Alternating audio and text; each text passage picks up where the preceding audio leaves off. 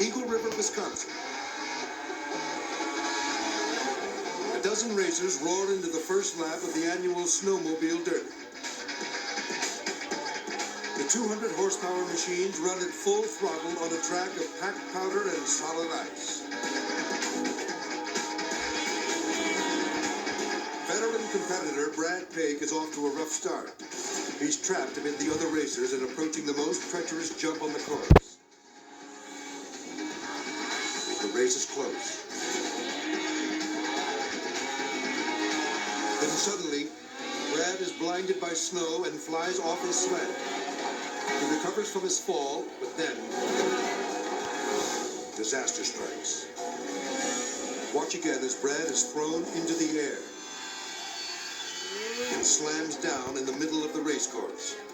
He struggles to his feet, but not in time to escape a 40-mile-an-hour direct hit from a runaway racer. Watch closely. The driver of this out-of-control snowmobile, Jesse Stray, was thrown from his sled just seconds before the crash. Now he's being brutally dragged as his massive machine slams into Brad. The impact from Jesse's snowmobile vaults Brad into a horrifying spin. As the impact happened, his head smashed into the windshield and his body was flailing up in the air.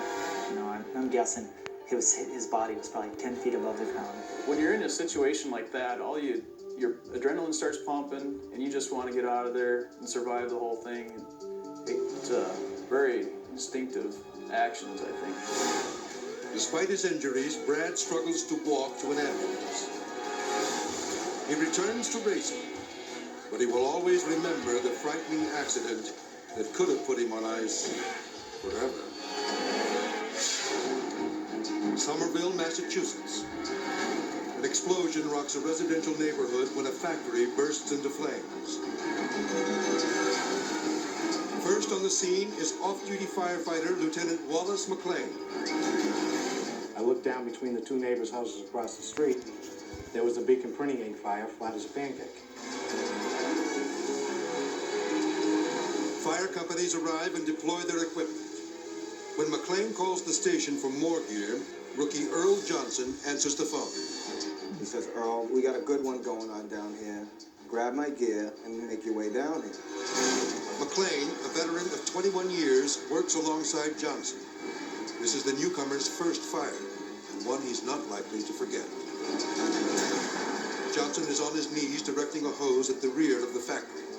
McLean, in the black coat, is standing directly behind him.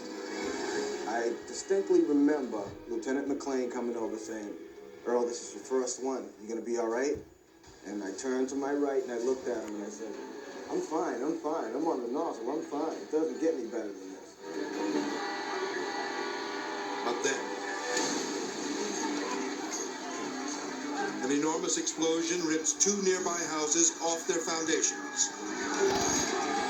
Johnson is launched 10 feet across the driveway.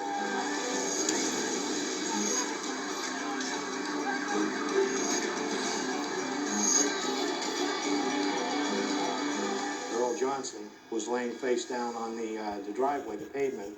I wasn't too sure whether he was hurt or not, so I immediately wanted to get him out of the area to make sure he was safe. McLean grabs the stunned rookie and leads him away from the fire. Then he checks Johnson for burns and injuries. And I was like, "I'm fine, let's go back. The nozzle's flying around, Wally. Let's go back. We gotta go back."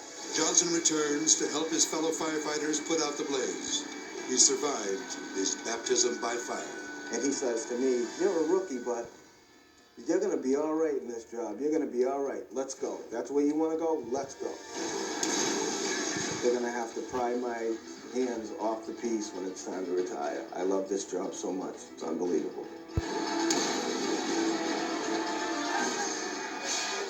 Now for the viewer video of the week, sent to us by Norman Webb and Ralph Anderson. Wentworth Valley, Nova Scotia. A January thaw fills the Wallace River with huge slabs of ice that surge downstream with destructive power. The foundations of waterfront homes are flooded and in danger of giving way. But But then, Oh my God. the ice floe sweeps an entire two-bedroom home into the river. No one can locate the owner, June Dix. There's little hope of rescuing the elderly woman. At any moment, the house could be torn to pieces by the jagged sheets of ice. But photographer Norman Webb knows that an even greater danger is waiting downstream. We knew that the river was high, that there was no way, that it would get through the Howard Bridge without crashing into it.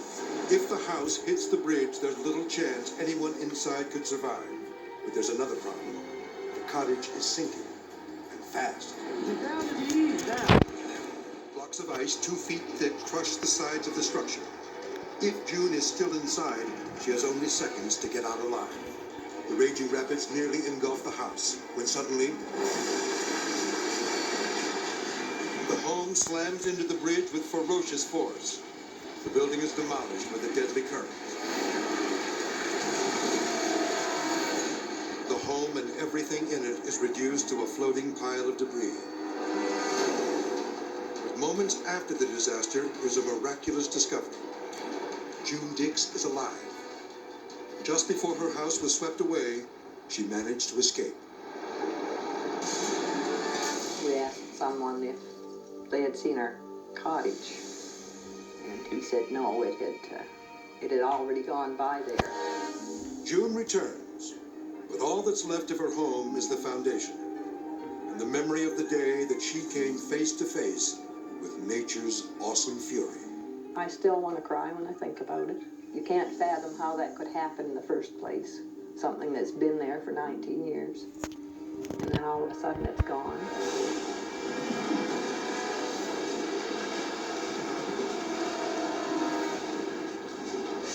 The world's most amazing videos will return. It's Little Caesars Deep Dish